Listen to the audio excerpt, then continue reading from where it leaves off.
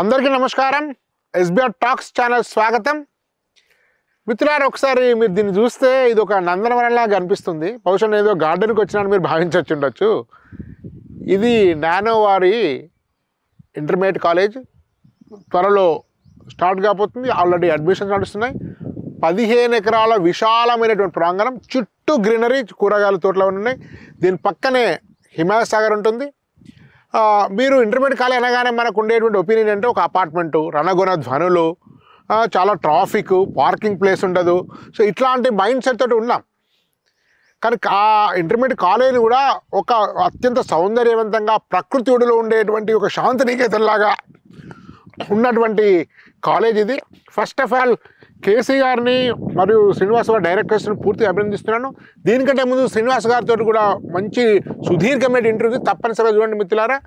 యాక్చువల్గా అసలు ఇట్లాంటి కాలేజు, ఇట్లాంటి బిల్డింగ్స్, ఇట్లాంటి ప్రకృతిలో చేయడమే ఒక అద్భుతం అండి కేసీ గారు. ఇప్పుడు కేసీ గారితో దీని యొక్క కరికులం పెడగాగి ఉండేటువంటి ఒక మార్మికతను, దాని ఉండే ప్రత్యేకతను మనం అర్థం చేసుకుందాం. దానికంటే ముందు ఒక నిమిషం కేసీ గారిని ఇంట్రడ్యూస్ చేస్తాను. కేసీ గారు నేను చూసినటువంటి హైదరాబాద్లో గొప్ప ఫ్యాకల్టీస్లో ఒకరు. కృష్ణ చైతన్య గారు అంటే వారు ఎన్ఐటి కురుక్షేత్రం చదువుకున్నారు. ఆ తర్వాత ఐఐఎం అహ్మదాబాద్లో అడ్వాన్స్ మేనేజ్మెంట్ కోర్స్ చేశారు. 17 సంవత్సరాల క్రితము సో కాల్డ్ ఎగ్జిస్టెడ్ ఫ్యూడల్ కాలేజీకి ఆల్టర్నేట్గా ఒక ప్రత్యామ్నాయ కాలేజీల వ్యవస్థ రూపకల్పన చేసి పూర్తిస్థాయి సక్సెస్ఫుల్ చేసి అనేక మందికి ఒక స్ఫూర్తిదాయకంగా ఉన్నారు. వారు ఆల్టర్నేటివ్ కాలేజెస్లో హైదరాబాద్లో ఒక పయనీర్గా ఉన్నారు.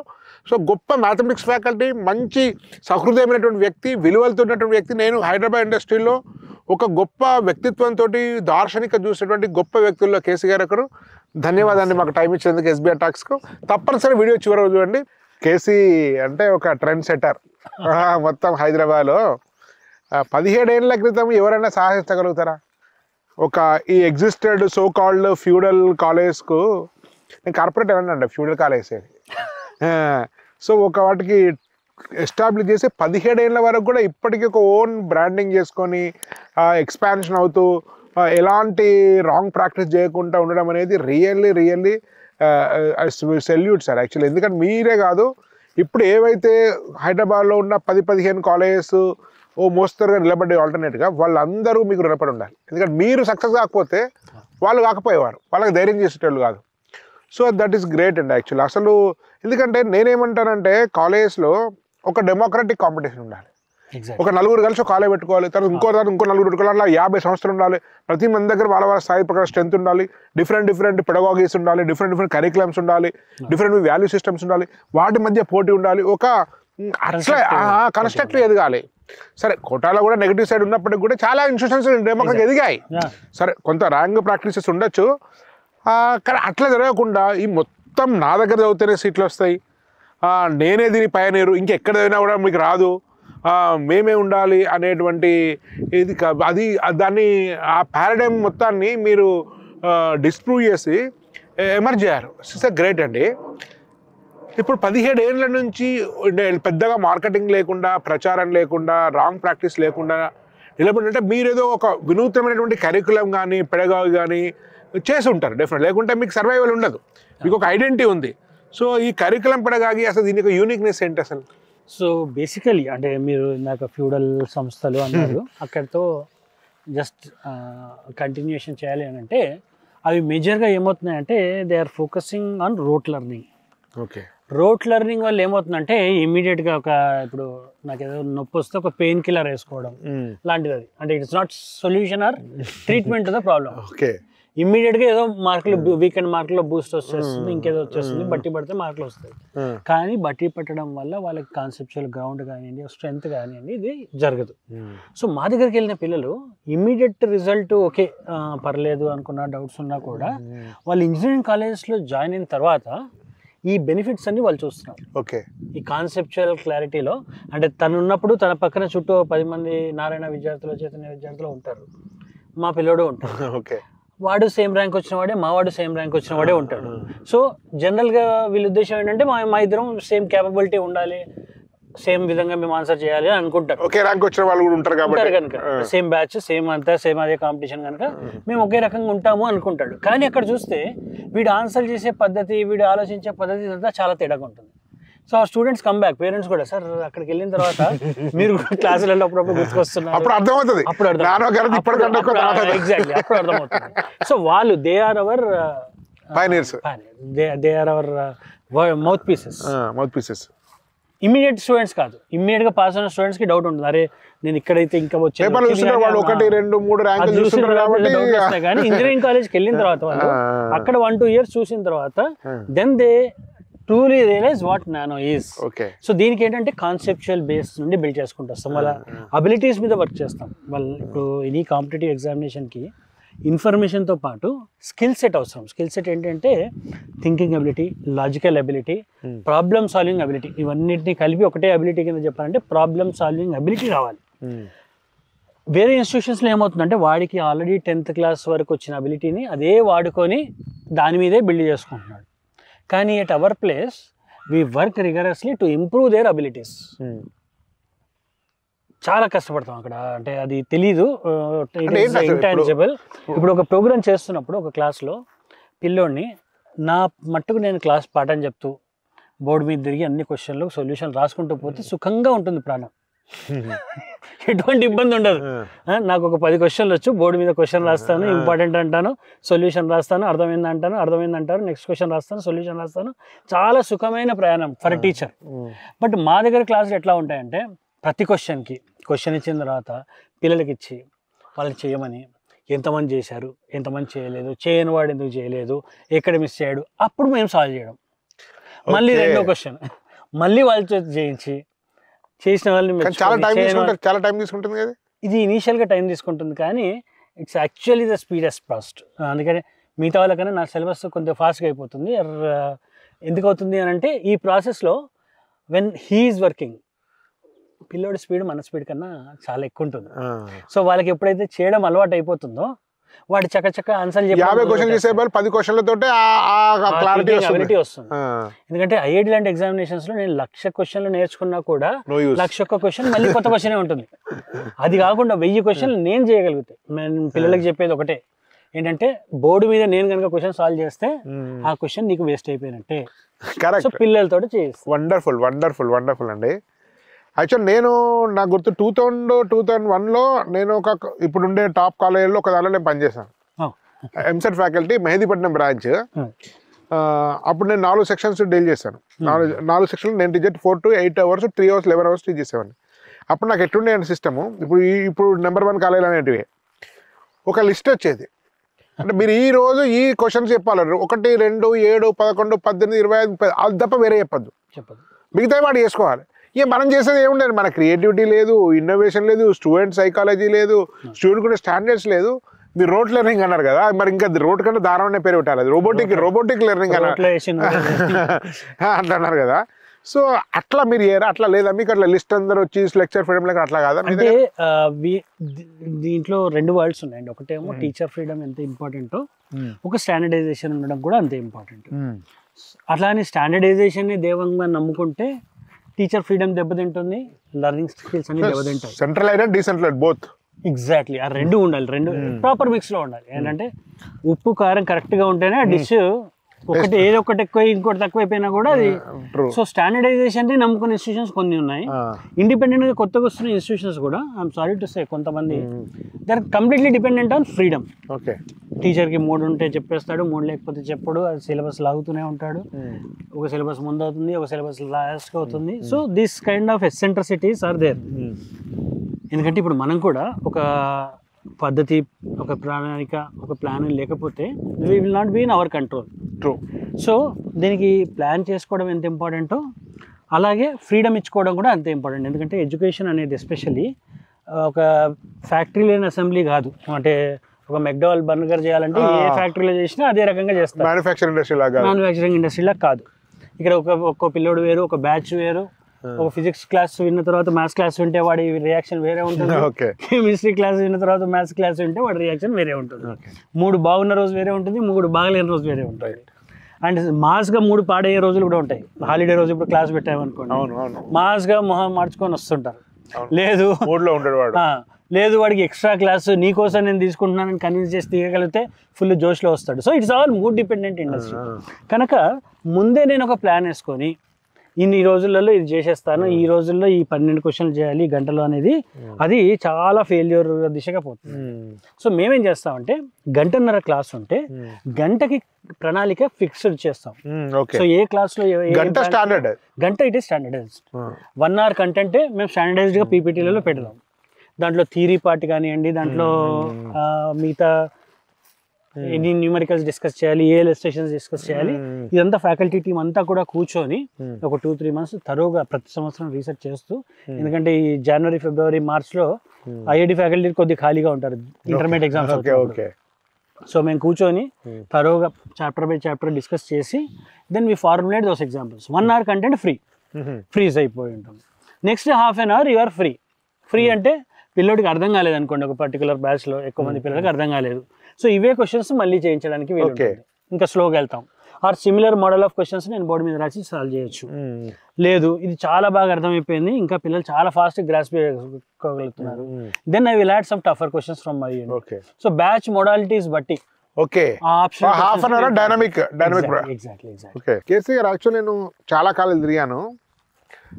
అసలు ఇంటర్మీడియట్ కోచింగ్ అనుకుంటే ఏమనుకుంటానంటే ఒక 70 మంది ఉండాలి, దానిలో నాకు తోచింది 3 గంటలు మొత్తం నాకు తోచిందంత వాగాలి. ఆ తర్వాత ఎవడో ఏమీ రాని జూనియర్ లెక్చరర్ వచ్చి వాడు డౌట్స్ క్లారిఫై చెప్తే వాడికి కూడా డౌట్స్ చెప్పడం రాదు అని నేను బాధపడుతున్నాను ఇట్లా మాట్లాడడం కోసము. తర్వాత దానిలో ఎవరో టాపర్స్ గుర్తించాలి, వాళ్ళని మాత్రం స్పెషల్ ట్రైన్ చేయాలి, మిగతా వాళ్ళని వదిలేయాలి. ఇది 80-90% కాలేజీలో జరుగుతున్నాయి. అంటే మీ దగ్గర డౌట్స్ క్లారిఫికేషన్స్ ఎట్లా ఉంటాయి, తర్వాత జూనియర్ లెక్చరర్స్ యొక్క పాత్ర ఎంతవరకు ఉంటుంది, తర్వాత ఈ మనకేదో ఎకానమీలు అంటుంటారు సంపన్నుడు మరీ సంపన్నుడు అవుతున్నాడు, బీదవాడు మరీ బీదవాడు అవుతున్నాడు అని చెప్పి కమ్యూనిస్టులు అంటుంటారు కదా, అట్లా ఇంటెలిజెన్స్ మరీ బెటర్ అవుతున్నారు కావచ్చు మేబీ కొన్ని కాలేజ్లో. వీక్ స్టూడెంట్స్ ఎందుకు పనికి రాకుండా పోతున్నారు, వాడు లైఫ్ లో ఎందుకు పనిగా ఫిట్ ఫర్ నథింగ్ అనుకో డిఫెన్స్ సూసైడ్ చేసుకుంటున్నారు. ఈ మొత్తాన్ని మీ నాన్న కాలేజ్ ఎట్లా అడ్రస్ చేస్తుంది అసలు? సో చాలా క్వశ్చన్స్ ఒక దాంట్లో ఒక మంచి మాల మీలాంటి వాళ్ళకి అంత కాంప్లెక్స్ అడిగితేనే కొంచెం సో ఫస్ట్ డౌట్ క్లారిఫికేషన్ అనేది చాలా ఎసెన్షియల్ పార్ట్ అండి. అన్ఫార్చునేట్లీ చాలా ఇన్స్టిట్యూషన్స్ దీన్ని డిస్మిస్ చేస్తాయి.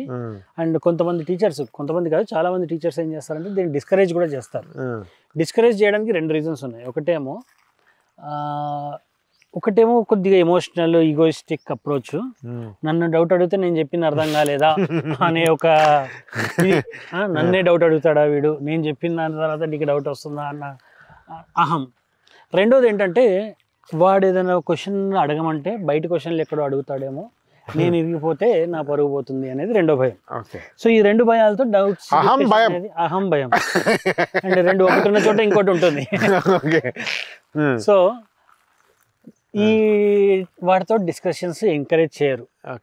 కానీ మా దగ్గర ఏముంటుందంటే మేము ముందు నుండి చెప్పేది పిల్లలకి, ఇప్పుడు కూడా జాయిన్ అవ్వాలనుకుంటున్నా, ఎక్కడ జాయిన్ అవ్వాలనుకుంటున్నా పిల్లలు, డౌట్స్ అనేది దట్ ఈస్ ద కోర్. ఒక బాడీకి ఎలాగైతే వెన్నుముక మీద ఆధారపడి మిగతా ఆర్గన్స్ అన్ని ఉంటాయో, డౌట్స్ మీదే నీ స్ట్రక్చర్, నీ ప్రిపరేషన్ అంతా ఆధారపడి ఉంటుంది. ఎగ్జాక్ట్లీ. డౌట్ అడిగిన పిల్లోడికి సీట్ వచ్చినట్టు నేను చూడలేదు. సో డౌట్స్ అడగడం అనేది most essential.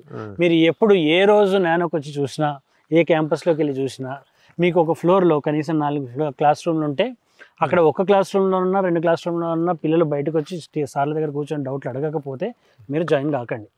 That could be any time during the or the day, any campus. So doubts clarification అనే దానికి మేము పెద్దపీట వేస్తాము. ఇది ఎందుకు అని అంటే, ఒకటి క్వాలిఫైడ్ టీచర్స్ ఉంటారు, they are all in a position of clarifying the doubts. Most all of our teaching faculty are highly capable teachers and A question వచ్చినా కూడా వాళ్ళు చేయగలుగుతారు. ఏదైనా రాకపోతే బాగా కాన్ఫిడెన్స్ ఉన్నవాడికి, మంచి సబ్జెక్ట్ నేర్చుకున్న వాడికి ఏముంటుందంటే రాని విషయాన్ని రాదు అని చెప్పడానికి మొహమాటం ఉండదు. సగం చదువుకున్న వాడికే ఈ భయాలు ఉంటాయి. బాగా చదువుకున్న వాడికి నాకు ఈరోజు మూడు బాగాలేదురా, రేపు పొద్దున్న రా చెప్తా, దీనికి ఇట్లాంటి క్వశ్చన్లు చేయాలంటే మంచి మూడు కావాలి, రేపు పొద్దున్న రా ఫ్రెష్గా చెప్తా అని చెప్పిన పక్షాలు చాలా ఉన్నాయి. సో అబ్సల్యూట్లీ దీంతో అయ్యో మా సార్ మూడు లేకపోతే చెప్పలేడా అనుకోడు పిల్లడు. వాడికి తెలుసు మన సత్తా ఏంటో తెలుసు, మనం ఎంత చెప్పగలమో తెలుసు. So that energy will be there, that rapport will be there. కనుక మేము మొహమాటం లేకుండా పిల్లల దగ్గర డౌట్స్ తీసుకోగలుగుతాం, తీసుకోమని ఎంకరేజ్ చేస్తాం, బతిమలాడతాం. రండి డౌట్స్ ఉన్నాయి and we go to the teachers, students initially వాడు చేస్తున్నాడా లేదా, అర్థమైందా లేదా, వాడిని ఇందాక చెప్పాను కదా లేపి క్వశ్చన్లు అడుగుతాం. నీ క్లాస్లో చెప్పింది వచ్చిందా రాలేదు, రాలేకపోతే ఎందుకు రాలేదు, ముందు క్వశ్చన్ ఒకసారి నేను చెప్పింది అర్థమైంది. ఇంటరాక్షన్ అనేది సెషన్ కాదు, ప్రతి సెషన్లోనూ ప్రతి సెషన్లో it will be interactive session. అందుకే నేను 1.5 hour క్లాస్ని 1 hour కుదించింది కూడా అందుకే. అవసరం పడితే that half an hour can be totally used for interaction, nothing else. Game ఇంకో 2 క్వశ్చన్లు అదనంగా చెప్పిన దానివల్ల ఏం ఉపయోగం రాదు. ఒక క్వశ్చన్ మీదే అనాలిసిస్ గంటన్నర చేయొచ్చు. దాని వెరైటీలు దాన్ని ట్విస్ట్లు చేసి ఇట్లా కాకుండా ఇట్లా అడిగితే ఏం చేస్తావు, ఇంకేదన్నా వేరే సొల్యూషన్ ఉందా, ఒక్క క్వశ్చన్ పద్ధతిగా క్లాస్ రూమ్ మొత్తం టీచ్ చేస్తే వాడికి ఒక చాప్టర్ అర్థమైపోతుంది. So this discussion is something which is encouraging. And teacher దగ్గరికి వెళ్ళినప్పుడు డౌట్ తోటి ఇంకొక పెద్ద అడ్వాంటేజ్ ఏమొస్తుంది పిల్లోడికంటే, పిల్లోడికి టీచర్కి, ఈ పిల్లోడు ఏం ఆలోచిస్తున్నాడు, వీడి ఆలోచన విధానం ఏంటి, వీడికి ఏం వచ్చు ఏం రాదు అనే విషయం టీచర్కి అర్థమైపోతుంది. టీచర్కి అర్థమైనప్పుడు నేను 10 క్వశ్చన్లు ఒక టీచర్ దగ్గరికి వెళ్ళి అడిగాను. ఇప్పుడు భాస్కర్ రెడ్డి గారి దగ్గరికి వచ్చి సరే డౌట్ అన్నాను, మళ్ళీ నెక్స్ట్ క్వశ్చన్ డౌట్ అన్నాను, థర్డ్ క్వశ్చన్ డౌట్ అన్నాను, అట్లా ఒక 10 రోజుల గ్యాప్లో 10 డౌట్స్ అడిగాను.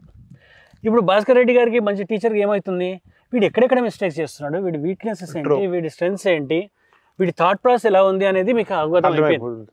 ఇప్పుడు నేను వచ్చి సార్ నాకు ఈ చాప్టర్ రావట్లేదు ఏం చేయాలి అని అంటే, మీరు ఏదో మెడికల్ షాప్ వాడు కడుపు నొప్పి అన్నప్పుడు మంది ఇచ్చినట్టు చెప్పకుండా, అరే నీ స్ట్రాంగ్ ఏరియాస్ ఇవిరా, నీ వీక్ ఏరియాస్ ఇవి, నువ్వు ఇట్లా తొందరపడుతుంటావు, ఇట్లాంటి వాటిలో బాగా చేస్తావు, ఎగ్జామ్ స్ట్రాటజీ కూడా చేయొచ్చు, ఎట్లా ఆన్సర్ చేయాలి, వెయిట్ చేయాలి, అట్లా మొత్తం తెలిసిపోతుంది. స్ట్రాంగ్ ఏరియాస్ ఏంటి, వీక్ ఏరియాస్ ఏంటి, ఏవి ఎట్లా తప్పించుకోవాలని you can tell a complete strategy to me. Okay.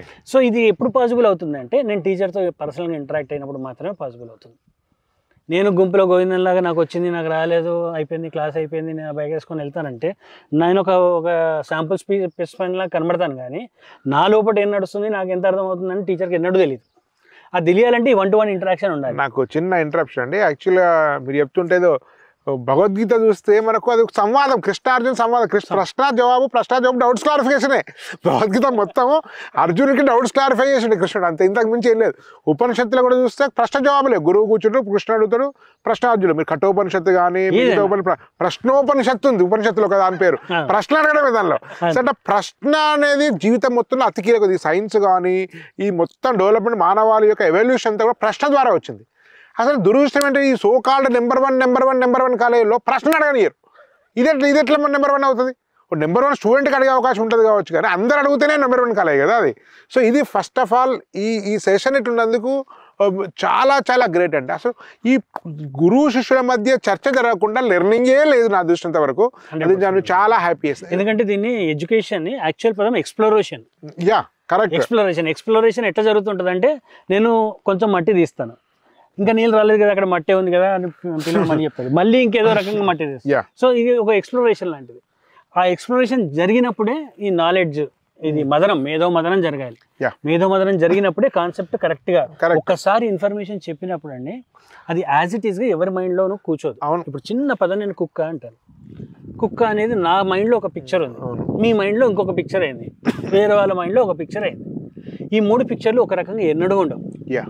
నాకు ఒక చిన్న బుచ్చు కుక్క కావచ్చు, మీకు ఆల్సేషన్ కావచ్చు, ఆయనకు ఊర కుక్క కావచ్చు, మన ప్రీవియస్ ఎక్స్పీరియన్స్ ప్రకారం మనకి వస్తుంది. ఇప్పుడు నేను అనుకుంటున్న కుక్క మీరు అనుకుంటున్న కుక్క ఒకేనా అనాలంటే మీరు ప్రశ్న అడగాలి ఫస్ట్. నీ కుక్కతో ఒక పెద్ద ఉందా, చిన్నగా ఉందా, పొట్టి కుక్కనా, పెద్ద కుక్కనా. నేను కొన్ని చెప్తాను, మళ్ళీ డౌట్ వస్తుంది, ఇది నల్ల కుక్క అయి ఉంటుంది, జర్మన్ షెపర్డా, ఆల్సేషన్, నల్లదా తెల్లదా అడగాలి. అడిగితే కానీ ఆ జర్మన్ షెపర్డా ఆల్సేషన్కి మధ్యలో డిఫరెన్స్ రాదు. సో ఈ క్వశ్చనింగ్ అనేది it should be real way of communication 100%. And విషయం చెప్పినప్పుడు ఎప్పుడు కూడా అది ఐన్స్టీన్ కూర్చున్నా, న్యూటన్ కూర్చున్నా, వివేకానందుడు కూర్చున్నా, విషయం ఒకసారి చెప్పంగానే చెప్పినట్టుగా అర్థం కాదు ఎవరికి. ట్రూ. దాన్ని మళ్ళీ ఒక్కసారి క్వశ్చన్ వేసుకుంటేనే మనకు కరెక్ట్ అయిందా లేదా. అందుకే ఇప్పుడు సబ్జెక్ట్ 10th క్లాస్ వరకు పిల్లలు చాలా నేర్చుకుంటారు, మళ్ళీ అదే క్వాడ్రాటిక్ ఈక్వేషన్ ఇంటర్మీడియట్లో కూడా నేర్పిస్తాం, అది ఐఐటి కూడా నేర్పిస్తున్నాం. ఐఐటికి నేర్పిస్తున్నాం, కూడా మళ్ళీ నేర్పిస్తారేమో. నేర్పించినప్పుడు ఏమవుతుందంటే, ఇక్కడ క్వశ్చన్స్ వాడికి కాన్సెప్ట్ అర్థం కాకపోతే క్వశ్చన్స్కి ఆన్సర్ రావట్లేదు, నెగిటివ్ మార్కింగ్ పడుతున్నాయి. పడుతున్నప్పుడు ఫస్ట్ ఆలోచిస్తాడు, నేను అర్థమైంది అనుకున్నా కదా, మళ్ళీ ఎందుకు నెగిటివ్ పడుతుంది అంటే ఏదో అర్థం కాలేదు. దెన్ అర్థం కాలేదనే విషయం కూడా అర్థం కాలేదు మనకి. అర్థం కాదనే విషయం చాలాసార్లు అర్థం కాదు పిల్లలకి. సిల్లీ మిస్టేక్ ఏమైందంటే సిల్లీ మిస్టేక్ చేశాను.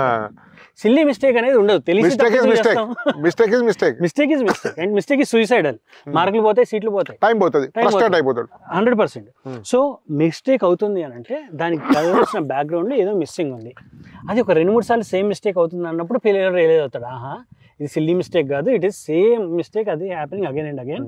సో మళ్ళీ నేను ఒకసారి వెళ్ళి చూసుకోవాలి, లేదంటే ఇప్పుడు సార్ని వెళ్ళి అడగాలి అనేది అప్పుడు అవగతం అవుతుంది పిల్లడికి.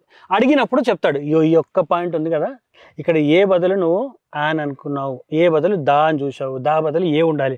ఒక ఆర్టికల్ తప్పు అర్థమైనా కూడా మొత్తం దాని స్కీమే మారిపోవచ్చు.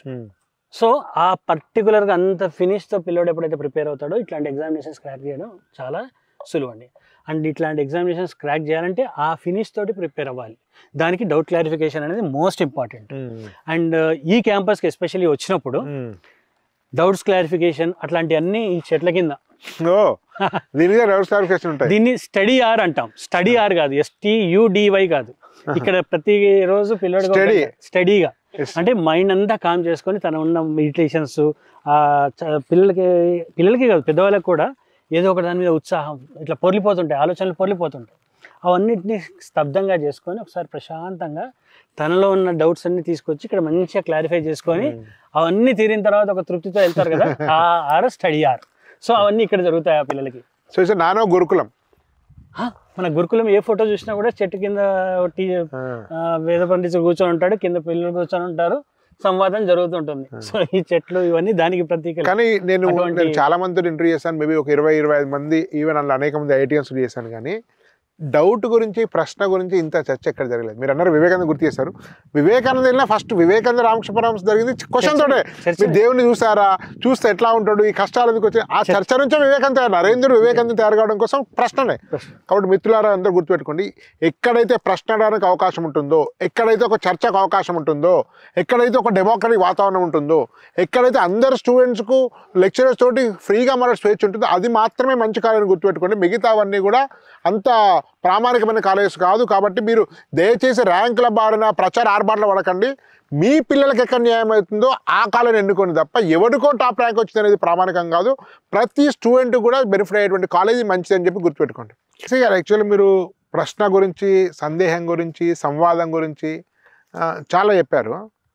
సరే, ఇది మీరు ఓవరాల్గా మీకు అర్థమైపోతుంది. కానీ ఒక సైంటిఫిక్ ప్రాసెస్లో మీ నానో కాలేజీలో ఈ టెస్టింగ్ అండ్ ఎవాల్యుయేషన్ అంటే ఎట్లా మనము స్టూడెంట్స్ యొక్క నిజమైన అంతర్గత సమాచారం లోతు తెలుసుకోవడం కోసం మీరు ఉపయోగించేటువంటి ఎవాల్యుయేషన్ ఏంటి అసలు? సో ఈ లెర్నింగ్ అనేది 4 ప్రధానమైన పిల్లర్ల మీద ఆధారపడి ఉంటుందండి. ఒకటేమో క్లాస్లో అండర్స్టాండింగ్, దానికి అత్యద్భుతమైన ఫ్యాకల్టీతో మంచిగా సిస్టమ్స్, చర్చ, దాని తర్వాత ఇవన్నీ they add Boost to understanding. Second వచ్చేసి ప్రాక్టీస్ అనేది నానో సిస్టంలో integral part. Daily practice papers అంటాము. సో ప్రతి క్లాస్ అయిన తర్వాత ఇమీడియట్గా మనకు ఒక ప్రాక్టీస్ పేపర్ అనేది ఉంటుంది, అది క్లాస్తో సింక్ అయి ఉంటుంది, దీన్ని చేయించడం జరుగుతుంది. దాని తర్వాత థర్డ్ పిల్లర్ వచ్చేసి అసెస్మెంట్, ఫోర్త్ పిల్లర్ వచ్చేసి రివిజన్కి తర్వాత అసెస్మెంట్ గురించి మీరు అడుగుతున్నారు. సో ఈ అసెస్మెంట్స్ అనేవి బేసికలీ ఇప్పుడు జేఈ అనుకున్న పిల్లలకి, నీట్ అనుకున్న పిల్లలకేమో అసలు క్లారిటీ ఫుల్ ఉంటుంది, ఎందుకంటే NEET is the only examination they have to prepare. And ఒకటే ఎగ్జామినేషన్, దాని ప్యాటర్న్, దాని పుస్తకాలు కూడా ఫిక్స్డ్. ఎన్సీఆర్టీ టెక్స్ట్ బుక్స్ చదువుకుంటే సరిపోతుంది, ఇంకా వేరే ఏమీ అక్కర్లేదు. ఎన్సీఆర్టీ ఎగ్జాంపులర్ ఇది మాత్రమే సఫిషియంట్, దాన్నే 1కి 10 సార్లు చదువుకొని వెళ్ళాలి, దాంట్లో ఉన్న ప్రశ్నలు మాత్రమే అడగడం జరుగుతుంది. So it is a clear cut examination. But JEE అనేసరికి ఏమవుతుందంటే, JEE main is a different cup of tea, JEE advanced is a different cup of tea, EAMCET is a different cup of tea, BITSAT is a different, ఇవన్నీ ఉంటాయి. So దీంట్లో confusion ఎక్కువ పడతాడు. అంటే options చాలా ఉన్నాయి పిల్లలకు, కానీ ఆప్షన్స్ ఎక్కువ ఉన్నప్పుడల్లా కన్ఫ్యూజన్ వస్తుంది. ఇప్పుడు 50 చీరలు వేసి ఎవరన్నా ఎదుక్కోమంటే 2 గంటలు అయినా కూడా they will not come to a conclusion. So అదే 2 చీరలు ఉంటే 15 నిమిషాల్లో డిస్కషన్ అయిపోతుంది ఆడవారితో. కానీ ఇక్కడ ఏమవుతుందంటే జేఈ మెయిన్ ఇట్లాంటి ఆప్షన్స్ చాలా ఉన్నాయి కనుక we suggest JEE Main to be the heart of your preparation. Okay, teaching చేస్తున్నప్పుడు, కోర్ సబ్జెక్ట్స్ నేర్పిస్తున్నప్పుడు, కాన్సెప్ట్ నేర్పిస్తున్నప్పుడు ఎగ్జామ్ మధ్యలో ఉంటుంది, అన్నిటికీ మధ్యలో సెంట్రిక్. సో దాని నుండి దీన్ని అద్భుతంగా రాణించాను, దీని మీద నాకు మాస్టర్ వచ్చేసింది అంటే అడ్వాన్స్ వైపు దూకాలి. ఓకే, ఇది నాకు ఇబ్బంది పడుతున్నాను రావట్లేదు అంటే ఎంసెట్ వైపు దూకాలి. ఇది మెయిన్ హైవే అన్నట్టు, ఇది సర్వీస్ రోడ్స్ ఉంటాయి, సర్వీస్ రోడ్ ఎక్కడ పెట్రోల్ అయిపోతుంది చూసి పికప్ చేసుకోవాలి. సో ఈ జేఈ మెయిన్ ఎప్పుడైతే హైవే పెట్టుకుంటామో ఎవ్రీ వీకెండ్ మనకి జేఈ మెయిన్ ప్యాటర్న్ లో ఒక అసెస్మెంట్ ఎగ్జామినేషన్ ఉంటుంది. ఓకే, ఎవ్రీ వీకెండ్ ఉంటుంది. అండ్ ఎవ్రీ ఆల్టర్నేట్ వీకెండ్ ఇనిషియల్గా అడ్వాన్స్డ్ ఎంసెట్ పెట్టడం జరుగుతుంది. దీని తర్వాత ఇది ఫస్ట్ ఇయర్లో. సెకండ్ ఇయర్లోకి వచ్చేసరికి ఏమవుతుందంటే బిట్సాట్, డీమ్డ్ ఇట్లాంటి చాలా ఇన్స్టిట్యూషన్స్ వచ్చేస్తాయి, చాలా ఎగ్జామినేషన్స్ వచ్చేస్తాయి. వీటి కోసం స్పీడ్ బూస్టర్ టెస్ట్ అని ఒక కామన్ టెస్ట్ పెడతాం, which addresses all these examinations. అంటే ఎట్లా కొంచెం చెప్పండి, very speed interesting. Booster exam ఎట్లా ఉంటుందంటే ఇది ఆల్మోస్ట్ ఏ ఇన్స్టిట్యూట్లో లేదు, వినడమే యూనిక్. సో ఈ weekend maths, physics, chemistry examination ఉందండి. ఒక టాపిక్లో ఉంది, క్యాలిక్యులస్లో mathematics syllabus, mechanics plus organic కెమిస్ట్రీలో ఒక ఎగ్జామినేషన్ ఉంది. ఇది వీకెండ్ సిలబస్. సో మేజర్గా వస్తున్న ప్రాబ్లమ్స్ రెండు ఉంటాయి. ఇది పేరెంట్స్ ఫేస్ చేస్తుంటారు, స్టూడెంట్స్ ఫేస్ చేస్తుంటారు, టీచర్స్ కూడా ఫేస్ చేస్తుంటారు. ఏంటంటే పిల్లోడు మ్యాథ్స్, ఫిజిక్స్ బాగా తరోగా చేసుకుంటే కెమిస్ట్రీని వదిలేస్తాడు. కెమిస్ట్రీలో మార్కులు చాలా పడిపోతాయి. అంటే పడిపోయాయి అంటే తనకి ఏమీ రాదని కాదు, ఆ వీక్ కెమిస్ట్రీ చదవలేదు, మ్యాథ్స్, ఫిజిక్స్ బాగా చదివాడు, అవి చేసేసరికి సమయం సరిపోయింది, కెమిస్ట్రీ మీద ఫోకస్ చేయలేదు. కనుక ఈ మూడింటి మీద, మూడు సబ్జెక్టుల మీద ఎప్పుడైతే మనం బ్యాలెన్స్ చేసుకుంటూ వెళ్తామో ప్రిపరేషన్ని, అప్పుడే సక్సెస్ అనేది వస్తుంది. ఏదో ఒకదాన్ని వీక్నెస్ చేసినా కూడా ఆ వీక్నెస్ చాలాసార్లు పెయిన్ఫుల్ అయిపోయి కెన్ బికమ్ ట్యూమరస్. కనుక బ్యాలెన్స్గా వ్యాయామం చేస్తే ఏదైతే చేతులు, కాళ్ళు, నడుము, కడుపు అన్నీ చేయిస్తారో బ్యాలెన్స్గా అన్నిటి మీద, ఇది కూడా అబ్నార్మాలిటీ లేకుండా మ్యాథ్స్, ఫిజిక్స్, కెమిస్ట్రీ 3 ఎలిమెంట్స్ మీద రావాలి. ఇప్పుడు 3 కలిపి నేను 3 గంటలు ఎగ్జామ్ పెడితే I will not be in a position to dictate terms to the child. ఈ 3 గంటల్లో నువ్వు ఇంత చెయ్యి, అది చెయ్యి, అది చెయ్యి అనేది నేను సూచన ఇవ్వగలను, కానీ అక్కడికి వెళ్ళి మానిటర్ చేయలేము. కనుక మనకి ఏం జరుగుతుందని తెలియదు, అండ్ ఎందుకు జరుగుతున్నది దానికి పిల్లోడి దగ్గర ఏదో ఎక్స్ప్లెనేషన్ ఉంటుంది. ఇవన్నీ అడ్రస్ చేయాలి అని అంటే ఆ వీకెండ్ ఎగ్జామ్ సిలబస్లో అదే వీక్లో Wednesday, Thursday, Friday maths, physics, chemistry సపరేట్గా 1 hour ఎగ్జామ్స్ పెట్టడం జరుగుతుంది. అట్లా పెడతారా? ఇది ఎక్కర్లేదు, ఇది కంబైన్డ్ ఎగ్జామినేషన్ అలానే ఉంటుంది సాటర్డే. ఓకే, అది కాకుండా అడిషనలీ వెనస్డే, థర్స్డే, ఫ్రైడే సపరేట్గా 1 hour. హైదరాబాద్, ఏపీలో ఎక్కడ లేదు సిస్టమ్, వెరీ యూనిక్. అండ్ దాంట్లో ఆ పిల్లోడు ఎంత దీంట్లో మళ్ళీ గంటలో 25 క్వశ్చన్లు ఇవ్వడం అంటే జరగదు, దట్ ఈస్ మీనింగ్లెస్. గంటలో మ్యాథ్స్ కనుక అయితే లెంతీగా ఉంటుంది కొంచెం, కనుక 20 క్వశ్చన్సే చేయగలడు. ఫిజిక్స్ అయితే గంటలో 25 కాదు 30 క్వశ్చన్స్ చేయగలడు. అదే కెమిస్ట్రీ అయితే ఆర్గానిక్ అయితే 40, ఇన్ఆర్గానిక్ అయితే 50, ఫిజికల్ అయితే 35 అనే ఒక డివిజన్ చేసి ఆ డివిజన్ తగ్గట్టుగా పేపర్ ఇవ్వడం జరుగుతుంది. అంత సైంటిఫిక్, అంత మైక్రో లెవెల్. ఈ సోకాల్ నెంబర్ 1 కాలేజీలో కూడా సిస్టమ్ లేదు, అసలు లేదండి. ఈవెన్ ఫిడ్జీలో కూడా, నేను ఫిడ్జీ పేరెంట్ ఒక ఫిడ్జీలో కూడా లేదు, ఎందుకంటే వాళ్ళకి ఆలోచించే టైం లేదు, ఇవన్నీ ఆలోచించాల్సినంత టైం లేదు, డబ్బులు లెక్క పెట్టుకోవడానికి ఎక్కువ టైం వెళ్ళిపోతుంది. Very unique, very unique and very surprising. ఇంతకాలం నుంచి నాన్నకి ఎన్నిసార్లు వచ్చా నాకు కూడా తెలియదు ఇది. సో ఈ ఇంటర్వ్యూలో చాలా విషయాలు నాకే అర్థమైనాయి. అంటే పేరెంట్స్కి ఎన్ని అర్థం కాని విషయాలు ఉంటాయి. నాన్న పేర్లు, బోర్డులు చూస్తున్నారు, కానీ ఇంటర్నల్గా ఏం జరుగుతుందనే విషయం తెలియాలంటే ఖచ్చితంగా ఇలాంటి ఇంటర్వ్యూతో చాలా చేయాలండి ఇంకా. సో ఈ స్పీడ్ బూస్టర్ టెస్ట్ ఏం చేస్తుందంటే వాళ్ళకి ప్రతి సబ్జెక్టు మీద ఫస్ట్ వచ్చేటట్టు, అందులో టీచర్ కూడా ఫీడ్బ్యాక్ వస్తుంది. వీడు గంట ఎగ్జామ్ రాశాడు కెమిస్ట్రీ, అయినా కూడా 20 మార్కులే వచ్చాయి అంటే ఎక్కడో అర్థం కాలేదు. ఇప్పుడు now teacher can call child, council him and talk to him, ఇవన్నీ చేయడం జరుగుతుంది. అండ్ రెండోది ఏంటంటే అసెస్మెంట్లో అడ్వాన్స్డ్ అనుకున్నప్పుడు, ఎంసెట్ అనుకున్నప్పుడు అడ్వాన్స్డ్కి మేజర్గా కావాల్సింది ఏంటంటే ఇట్స్ 8 hour ఎగ్జామినేషన్. అందరూ 3 గంటల పేపర్లు రెండు అనుకుంటారు, ఇది 8 గంటల పేపర్. 8 గంటల పేపర్ అంటే 3 గంటలు ఒక రోజు పెట్టి మళ్ళీ 3 గంటలు ఇంకో రోజు పెట్టడం వేరు. వరుసగా టెస్ట్ మ్యాచ్ అంటే 5 రోజులు వరుసగా ఆడుతూ పోవాలి వాడు. ఈరోజు 100 ఓవర్లు బ్యాటింగ్ చేసినా మళ్ళీ తెల్లారి అదే బ్యాట్ పట్టుకొని రావాలి వాడు, అవుట్. ఆ స్టామినా ఉండాలి. సో ఇప్పుడు పొద్దున 7 ఇంట్లో నుండి బయలుదేరుతాడు, 9 పేపర్ 1 స్టార్ట్ అవుతుంది, ఎక్కడ ఊరవతల సెంటర్లో పడితే 7 బయలుదేరుతాడు, 9 3 గంటల మ్యారథాన్ ఎగ్జామ్ రాస్తాడు. అది ఎట్లా ఉంటుందంటే it will suck the child, మొత్తం వాడంతా బుర్రంతా వాడేసి ఎవాపరేట్ అయిపోయి పిప్ అయిపోయి మామిడికాయ పీచు వచ్చినట్టు వస్తాడు బయటికి. ఆ 2 గంటల్లో వాడు మళ్ళీ రీఎనర్జైజ్ అయిపోయి మళ్ళీ పండులాగా వెళ్ళి 3 గంటల ఎగ్జామ్ రాయాలి. ఇది అలవాటు చేసుకోవాలి డే 1 నుండి. 6 hours 9కి ఏ ఎనర్జీతో మొదలు పెట్టాడో సాయంత్రం 5:30 వరకు అదే ఎనర్జీ మెయింటైన్ చేయాలి అని అంటే అడ్వాన్స్ లో ఇది ఎక్కువ సఫర్ అవుతుంది కదా దీనిలో. అడ్వాన్స్ పేపర్ అనేసి ఎగ్జాస్ట్ అయిపోతుంది మన బ్రెయిన్, సెకండ్ పేపర్ కల్లా అడ్వాన్స్ అనేది more than pattern examination, it is maintaining of the stamina which is 6 hours అంత కాంప్లెక్స్ థింకింగ్, 6 hours సస్టైనబిలిటీ ఉండాలి. 6 hours కదా, మధ్యలో 2 hours కూడా. ఈ 2 hours ఏం చేస్తారు పిల్లలు అని అమాయకంగా వేరే అది కాదు, తిని పడుకోవడం టైం. ఇప్పుడు అడ్వాన్స్ కి ప్రిపేర్ కావాలి, బిట్ సార్కి ఎలా ప్రిపేర్ కావాలి, ఈ జేఈ మెయిన్స్ టైంలో మనం ఇంటర్వ్యూ చేస్తున్నాం కాబట్టి ఎట్లా కావాలి, ఏ పర్సెంటేజ్ వచ్చేటప్పుడు ఇంటర్వ్యూ కూడా ఇది అయిపోయినాక చేద్దామండి. ఒక 15 నిమిషాలు మాకు టైం ఇవ్వాలి మీరు. తప్పకుండా. కేసీ గారు, యాక్చువల్గా ప్రపంచంలో ప్రకృతి చాలా వైవిధ్యమైనటువంటిది. బహుశా 700 మంది కోట్లు ఉంటే 700 కోట్ల మందికి రకాల బ్రెయిన్స్ ఉంటాయి అన్నప్పుడు క్లాస్లో కూడా రకరకాల డైవర్సిటీ ఉంటుంది, ప్లూరాలిటీ ఉంటుంది. సరే, ఒక క్లాస్లో 40 మంది ఉంటే ఒక టాపర్ ఉంటాడు, ఒకటి మధ్య 70% నార్మల్ డిస్ట్రిబ్యూషన్ ప్రకారం మధ్యస్థన స్టూడెంట్స్ ఉంటారు. కొంతమందికి ధారణా సామర్థ్యం ఉండకపోవచ్చు, అది భగవంతుడి సృష్టి, మనం దాని అవమానపరచడం వీల్లేదు. అన్నప్పుడు డెఫినెట్గా మన లెసన్ చెప్తున్నప్పుడు మెజారిటీ దృష్టిలో పెట్టుకుంటాం కాబట్టి కొంతమంది స్ట్రగుల్ అవుతుంటారు. అసలు ఈ స్ట్రగుల్ అయ్యి స్టూడెంట్స్ ఎట్లా అడ్రస్ చేస్తారు? సో వాళ్ళ సైకాలజికల్గా వాళ్ళు కాన్ఫిడెన్స్ కోల్పోతుంటారు. నాకు రావట్లేదు, మార్క్స్ చూస్తే 10 మార్కులు 20 మార్కులు ఉంటాయి, సో నేను పనికిరాని వాడిని అనుకుంటారు, నాకు అర్థం కాదనుకుంటారు, పేరెంట్స్ ప్రెజర్ ఉంటుంది, పీర్ గ్రూప్ ప్రెజర్ ఉంటుంది. ఇది పెద్ద ఛాలెంజ్.